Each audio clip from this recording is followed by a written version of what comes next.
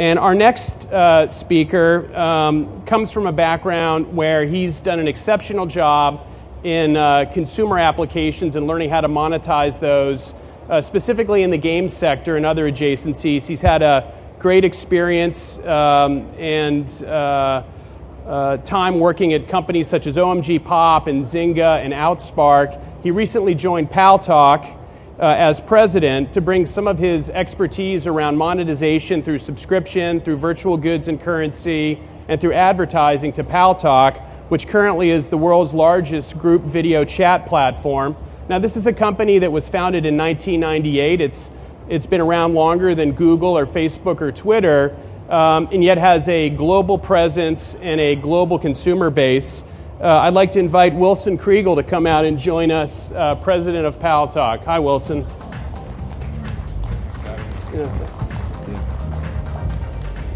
Well, thanks for being here. My name is Wilson Kriegel. I'm president and CEO of Paltalk. What Paltalk is, which is something that nobody's really heard of or pays attention to, is a social group video chat platform. And what we do that's very different from Skype, Tango, Uvu, and many other communication tools that are out there that are meant to be one-to-one, business-to-business, or personal relationship communication video platforms, is that we enable for people to basically broadcast to thousands or hundreds or dozens of people at a time within the same group chat environment. And so instead of just working peer-to-peer on the back end, what we have is a server-enabled, patented technology that allows for us to have thousands of people broadcasting and viewing within a group chat. And our primary focus is around social and discovery. It's not around who you already know. It's about people who want to meet each other around the world and socialize around topics and interests. And it's one of the really big emerging trends, I would say, in technology and the internet-wise. If you think about Path and many other social networks, it's not just your immediate social graph anymore. It's really a social graph about people that you share interests with, that you have commonalities with, and that you want to learn and share content with. And so I'm going to give you a quick demo of our video, and if you want to cue the video, that gives you a bit of an example, and this was done in Office, and we're using Game of Thrones as an example. What you have is just a bunch of people getting together and actually watching live Game of Thrones and socializing and interacting while they're watching the video. Now, this is just an example. We're not licensing Game of Thrones from HBO. But what's emerged from the technology and what's emerged from the platform is that more and more people want to interact and socialize around content and around personal interests and topics. And you've seen that around Pinterest.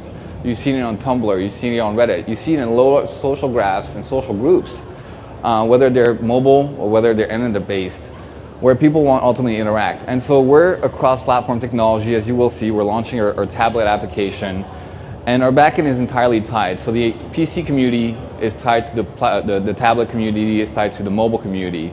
And so real time, these people will be able to join the chat room that is currently broadcasting and viewing Game of Thrones, and those who are on the tablet or those who are on PC will be able to socialize and interact around the same content.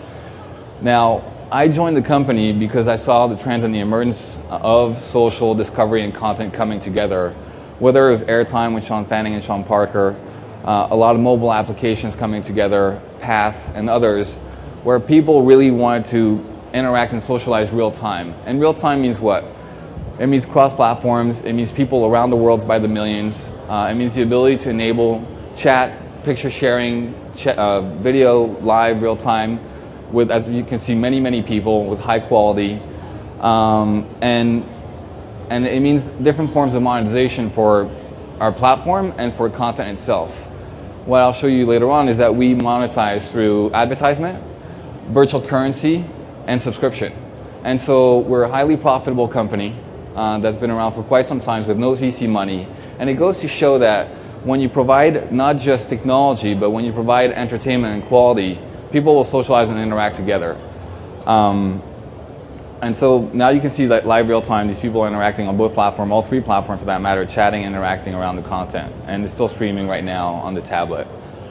And so it's a very unique value proposition. And what I've seen from being 12 years in the gaming industry is that content and social interaction, if you think about Kakao Line in Asia, if you think about Sina, another very large Tencent, and other large platforms, they're really about merging content and social interactions and communication between people around content, and that deepens the experience, it deepens the lifetime value of those users, and it deepens the willingness for those users to spend money and spend time around and in your content. And so a bit about Paltalk.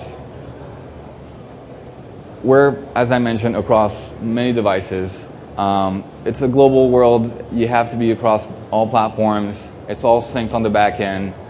And it provides a lot of upside in terms of different kinds of monetization and different opportunities to scale. Tablets sold about 80 million last year. It's going to go to about 600 million in the next 2 or 3 years.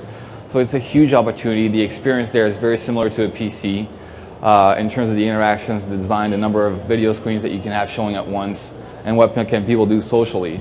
We're not about being a companion app. We're about people, whether it's following Manchester United, whether it's the Oscars going live on TV, whether it's a TV show, really finding common grounds and interest and meeting each other. Right now, what we have as major topics is really what people talk about every day. It's doing karaoke, listening to music, hobbies and sports, politics, religion, romance, education, learning languages, and these people from around the world, and we've had 150 million registered users during this time, 5,000 active chat rooms every day, and groups being created by tens of thousands. And so people really actually care about what you do every day, which is you go to the sports bar, to watch a team like, the Heat or, the Spurs with other people you don't know.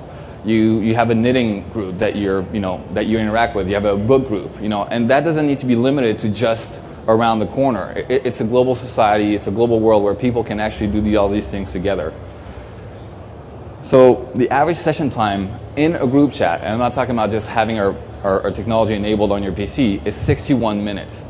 So on average per session, people are interacting with other people socially for 61 minutes of their day when they're within a group chat in our environment. We have up to 300,000 concurrent users live right now on our platform, and we expect that to grow to the millions. Now, it may not mean a lot to a lot of people, but when we're talking about millions of people being live concurrently on a platform who can socialize and interact around your content, it's a huge opportunity, especially when you start tying that back to the fact that we actually monetize those customers and they're willing to pay for content and technology. So we have 5.5 million users today, unique users a month. They're around the world, and they're viewing about 20 million broadcasted videos per day on average. This is a bit of an outline of the fact that we're in 16 different languages, and that our primary countries are the US, Europe, the Middle East, and Asia. And we're pretty much spread kind of evenly around those countries. All those people around the world have different interests to why they use technology. Some people use it to be able to bypass social construct. I think we saw that with Twitter during Tahrir Square Revolution, and we see it with other emerging technologies in emerging markets. In the Western world, we use technology to be entertained. We don't want to pay for technology, but we want to use it as it facilitates many things in our lives.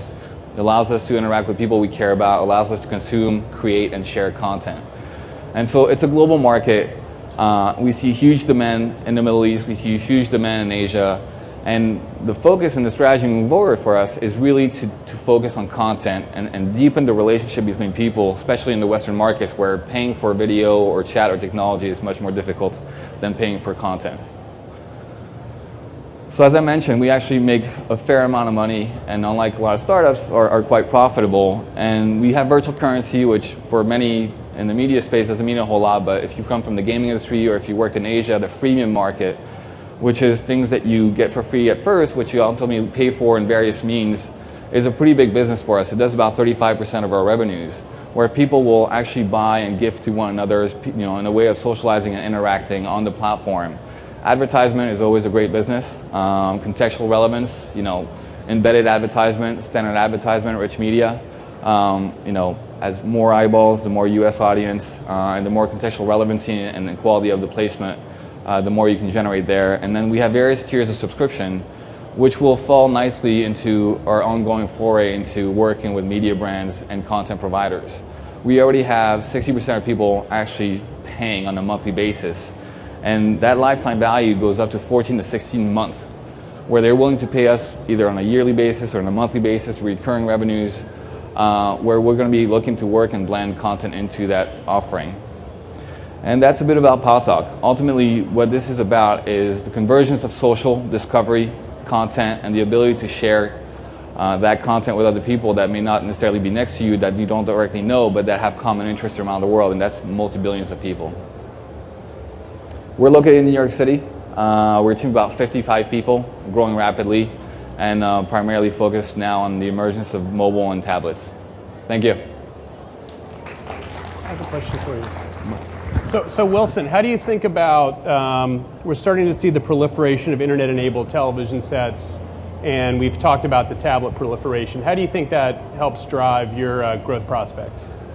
I think, tablet is, per the reports out there, is outgrowing PC sales. I think the way people use tablet is very exciting because it's meant to be an entertainment device, and so it's something that you can have on the go, that you can carry around, that most of you have with you right now instead of your PC, which is much lighter. You can view content, you can socialize, you can interact. The tablets themselves in terms of technology will evolve. And so as we look at our market share and we look at the opportunities, there's a huge embedded PC market, which is obviously very viable because of the quality that you will have on a broadband standpoint and the quality of the experience that you can have when it comes to consuming content. But tablet, obviously, as Wi-Fi proliferates and the quality of those tablets, as well increases and the prices go down, will become extremely mass market. And the mass market audience is a high consumption audience of your content. And so I think the tablet market is extremely, extremely exciting for us. That's great. Thanks very much, Wilson. Thanks, Brian. All right, see you later. I'll leave the project.